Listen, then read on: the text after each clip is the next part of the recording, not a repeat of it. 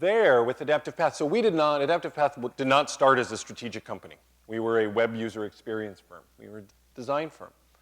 But when clients would come to us to do design work, we often asked a lot of questions. And they didn't have answers to those questions. And so we had to then get those answers to those questions. And that was often through things like user research and prioritization exercises and other things. And we kind of backed into strategy because we realized that you couldn't do good design without having the strategy well articulated, or else you were just going to be throwing stuff against the wall and hoping that it sticks. 15 years later, a lot of people still throw stuff against the wall and hope that it sticks, and not everyone's learned that lesson. But again, this is kind of what I mean by accidental. That wasn't the goal. The goal was never to be a strategist. The goal is to put something out in the world, but it turns out in order to put good things out in the world, you need to step back and you need to have something of a strategic bent. The first one is around prioritization. Probably the single most important thing a strategist can do is help an organization prioritize. I have not been in a company since I left Adaptive Path, nor have I had a client when I was at Adaptive Path that wasn't trying to do too many things with the people, resources that it had. And so prioritization becomes key if you don't want to spread folks too thin. And this is a lesson I just relearn over and over and over again. And I think that's one of the areas where strategy and strategists and UX strategy in particular can be extremely valuable, is helping organizations, is informing that prioritization. So the way that we ended up doing a lot of prioritization at Adaptive Path was a simple 2x2 grid. When we started, and this was it's an actual one from an actual client. It's a little bit hard to see, but we had this, the y-axis was importance, low importance to high importance, and the x-axis was, we called it feasibility.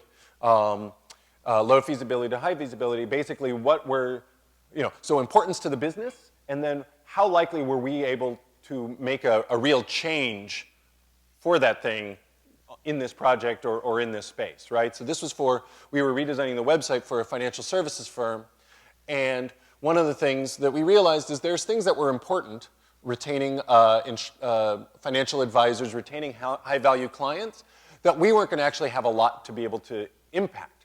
Those were relationships that happened outside of the website. And so while it's important to the business, we had to recognize we're not going to design to try to support that because that's a fool's errand. What we're going to do is work on the things in this upper right-hand corner where we think not only is it important, we can actually make a difference.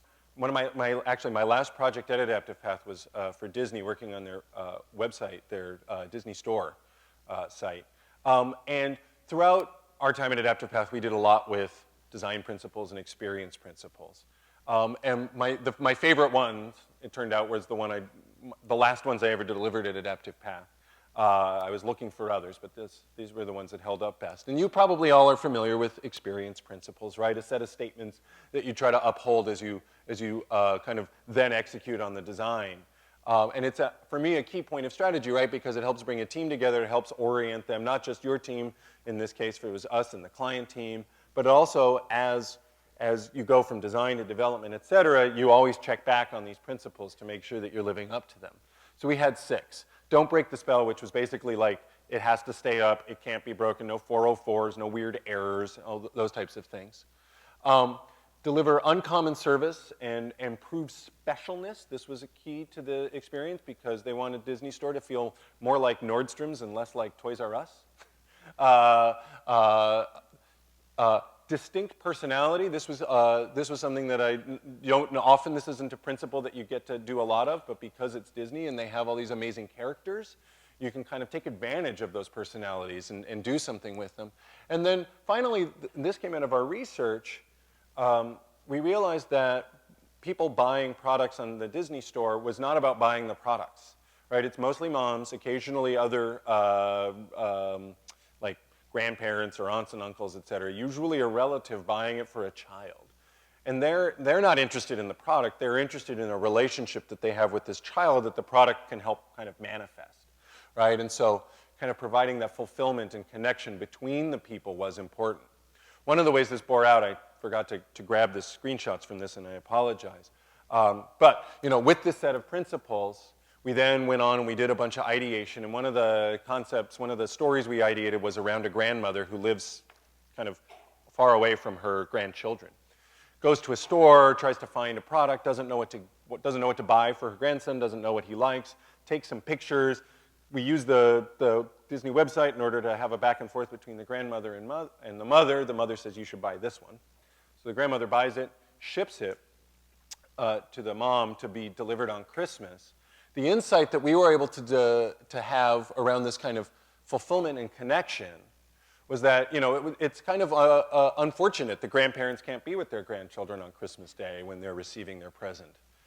But we now have cameras in each of these gizmos and in all of our phones. So what we realized is, why don't, as part of the checkout process, allow the grandparent to record a video, branded video, that then there's a little short form URL that you can type in Christmas morning and you can be there, right? The grandparent can kind of be there Christmas morning whenever that present is open and wish the child Merry Christmas.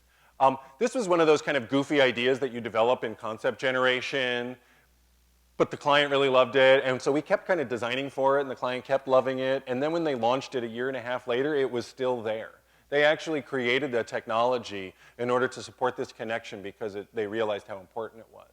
And I actually think these experience principles were key to making clear how important it was to again, not be about the product, but be about the connection between people. Another exercise that I've had a lot of success and happiness with, this actually doesn't come from Adaptive Path, this comes from the first company I was at after I left Adaptive Path called, the company was Inflection, and this was a product called Archives, is the design the box exercise. And this is kind of filling in for any of those kind of big team co-creation exercises. I find design the box to be a particularly powerful one, right? And that's the idea of, if your thing that you're designing was in a box on a shelf, what does that box look like? And I find that this activity really is great for getting a lot of things that are buried in people's minds out of their heads. You break up into teams, so each team designs a box, so you have a set of conversations at that team level. And then you bring it all together and you have the whole team kind of have a set of conversations about these boxes. And then you have this physical artifact that is there, that you can't forget, that kind of manifests what it was you were thinking about. And the reason I'm pulling this one up is, you know, we were working on, archives.com was kind of like Ancestry, like a cheaper Ancestry.com. It was a family history site. And we had a project that we were launching we called it Super Awesome Family Tree. You can still see it on that box over there. And this idea was to create a really great family tree experience, which frankly there are none. If you go to genealogy sites, they're all clunky and slow, and they're all using outdated technology, and it's like, wouldn't it be great if it kind of used the latest in web standards to take advantage of it. So we broke up and we did this box exercise, and something very interesting happened. I don't know if anyone recognizes it. Looking at these three boxes, what did we realize going through this process that we didn't know beforehand? There's no family fucking trees.